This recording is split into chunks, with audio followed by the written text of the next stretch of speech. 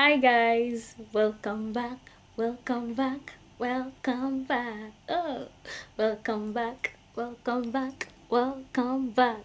Hi guys, welcome back to my YouTube channel. If this is your first time, thank you so much for tuning in. My name is Lady. On this channel, I create content that relates to love, relationship, yummy cooking videos, and lifestyle. So don't forget to like, share, click on the subscribe button below, and don't forget to click on that notification bell so once any video comes up, you'll be the first to know. Guys, I'm super duper excited. Thank you so much for believing in me. Thank you for so much for watching my videos, and I also want to thank you for hitting my first 100 subscribers. I would have uploaded some video 2 weeks ago, but due to my schedule. But guys, thank you for believing in what I do on my channel. I love you so much. If you're a new subscriber below, let me know in the comment section. So today we have something absolutely different to talk about. We are going to shake the table today. Today I'm going to be talking about deal breakers in a relationship. So deal breakers means a lot of things to different people, but for me it's going to be something personal, be it a man or a woman. Deal breakers are some things that are turn off relationships, some things that you cannot even compromise, some things that you cannot even bend your back for. So let's jump right into it. I created some key areas on how to avoid these things. So before you start to date, you have to be, it is extremely important, you have to be clear about what you want in a relationship, because it is of great importance. And in as much as you really want to be in a romantic relationship, you have to be clear of what exactly you want in that relationship, so that you can avoid, so that the relationship can avoid leading to nowhere, or also you can avoid also dating douchebags. So in achieving these key areas, I got a pen and a paper and create on an uncompromising list. What does it mean to compromise? Okay, maybe you make some rules and you're trying to bend, but avoiding deal breakers in a relationship, you have to have your own uncompromising list. Uncompromising really means something you cannot change.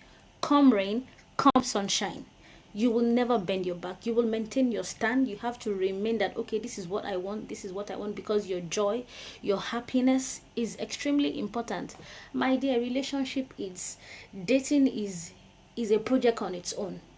It's a project on its own. It's really difficult to even date, because number one, you have to study the person's behavior, you have to, you do a lot of things. So in order for you to get into a relationship that you want to be happy, you have to create this uncompromising list. So in doing this, I tried as much as possible to break it into like 6 areas, like 6 to 7 areas. Your uncompromising list is for you to get that person you want. You don't have to bend your back. You don't have to, okay, let me try as much as possible to asterisk this one, because it's going to get to a certain stage in life where maybe age is no more on your side and you are trying to like, okay, let me cancel this list. Okay, let me try as much as possible to remove this one from the list. No, don't do that. The right person will come. You try as much as possible to set boundaries for yourself. Don't think that, okay, don't make excuses for people in order for them to be in your life, or maybe because you're lonely, you just want to be in a relationship. By all means, your happiness matters most. So in writing down my uncompromising list, I tried as much as possible, as I've said earlier, to split it into like 5 or 6 areas, which is number one, personal hygiene. Oh my god, if a guy, for me, doesn't have a good personal hygiene, it's a big turn off. In quotes, it's a big turn off for me. Why would you even have a body odor? Under a personal hygiene, the body odor, the mouth odor, it's a bad turn off for me. Why would your mouth even smell in the first place? Why would you have a body odor? Why can't you take your personal hygiene So we're still on the issue of personal hygiene. Why would you even have a body odor in the first place? We are in we are in the 21st century. You should be able to take care of yourself. Like your personal hygiene, you should take it very, very important. For me, no matter how good looking or how tall, how handsome, how rich you are, if I'm going out on a date with you and I discover that, and I have a very good sense of smell, I smell things meters away, far away from me. If I find out that, you know, I, if I find out that you smell or you have a body odor, it's a big turn off for me. I cannot compromise it. That's why I tried as much as possible to put it on my uncompromising list. Damn, there are better ways in which you can groom yourself, personal hygiene. It's extremely important. Like from the western part of Nigeria that I come from, they say when a mother gives birth to a baby, be it a boy or a girl, if the baby is not well taken care of, like when they want to give a shower to the baby and they don't bath the baby very well, from there the baby starts to have a body odor. I don't know how true is it, because from the blood and everything that comes from the womb and everything. So from the area I came from back in Nigeria, once the baby is being born and they are taken home, there are some herbs and spices that we put together. We call it agbo. Herbs and spices we put together with hot water, and just to make the baby smell good. So from there, so aside from that, why should you even smell? Like, you should take your personal hygiene very, very seriously. For me, I cannot compromise that. Even if you are the richest person or the richest guy in the whole wide world, once you smell, I can't bend rules, because there are some people that they have a body odor, but they don't even know, they are not even aware. But if you truly want that person, either a guy or a lady, you can try as much as possible to, like, okay, tell him what to do, or tell her what to do, the kind of cologne to use. You can tutor them, you understand. But if we try as much as possible that, okay, this person is not changing. But for me, it's a no-brainer. You cannot. I'm not relationship alone, dating alone. It's headache. It takes your time, your effort, your energy, your money, your everything. And then at the end of the day, you now meet someone and they smell. Why would you even smell in the first place? So it's just something personal, actually. For some people, they can stand it, but for me, that's why it's part of my deal breaker, and it's an uncompromising situation for me. I can't. It's a no-brainer. There is no point, no need, my dear. So I can't even go there. So on another area, it's religion, tribe. I don't have any issues with people that get married to maybe all those interracial relationship. I look at it, I love it, I admire it, but I don't desire it. Better still, I want somebody that understands my language. I don't want stress, my dear. I don't. As you see me, I don't want stress at all. Because it's going to take me time to learn their language. I have to learn their religion or whatever, or this or that. Dating itself alone, it's a big project on its own that you cannot even finish. You understand? So, and then at the end of the day, I end up getting married to somebody that we don't have the same belief. I get married to somebody that we don't share the same faith in God. No, I cannot. And then when you start giving birth to kids, the husband will say, okay, my kids will have to go to mosque. The wife will say, okay, this one has to be in church. We have to be on the same page. We have to be on the same page, my dear. And then for some people, they get married to white for different reasons. For some people, they get married to white maybe to get their citizenship abroad. Some people, they love their hair, they want their baby to have that kind of hair. Fine, I respect everybody's desires. But for me, I really want somebody that I can understand their language. And I so much love my Nigerian food, because at the end of the day, you have to, if you find yourself in this interracial relationship, you have to learn how they cook. You have to compromise a lot of things, my dear. It's not that I'm selfish, but I just want something easy, something that is. I just want my Yoruba person that we can even communicate. We understand each other. You understand. You understand where I'm going to. So, for me, it's a no-brainer. I cannot. I cannot. I admire them, but I don't desire it. So it's individual differences. What works for you might not work for me, but for me, personal hygiene, mouth odor, body odor, tribe, religion, it's a no-brainer for me. So having that said, another key area will be the So another area is setting boundaries. Setting boundaries for yourself. It's really important. Single ladies, please don't say okay because age is not on your side.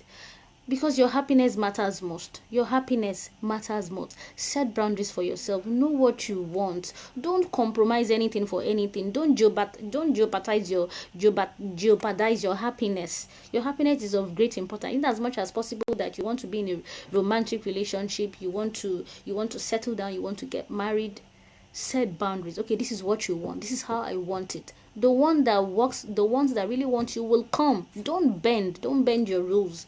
The one that really wants you will come. Don't say, okay, maybe this list I have to asterisk it, I have to remove this one, I have to cancel this one, age is not on my side, I have to do this, the right person will come. Because at the end of the day, you are going to be the one in that relationship, in that marriage. And if you're at the end of the day, after compromising those lists and okay, I just want to get married, I just want to settle down, you'll be the one in that relationship. And if you're suffering, nobody will be there with you. You understand? So don't try as much as possible to make excuses for people in order to accommodate their excesses. No, don't do that. Okay, just don't think like, okay, I've been single for too long, I just want to be in a relationship, I just want to be. No, don't bend your rules. Okay, maybe people are saying, she's not even flexible enough, her own is too much, her this is too much. Leave it like that. Even if you want to tone it down, you have to tone it down with sense. That's why I said you have to create some uncompromising list. The one for you will come, and you have to prayerfully do it. You have to prayerfully do it. So don't let just anybody from somewhere just because make you bend your rules. And another area is being possessive. Oh my God. It's a no-brainer for me.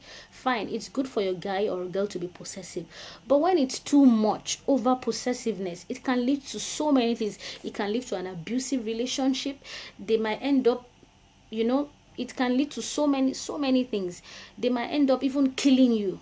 You understand? When a guy is too possessive, it leads to lies. He doesn't trust you, even if he knows that you are the only one he's dating. Oh my God, he keep on asking 1001 question, and at the end of the day, when a guy is being too possessive, the relationship can end up being an abusive relationship. So when you start to notice that,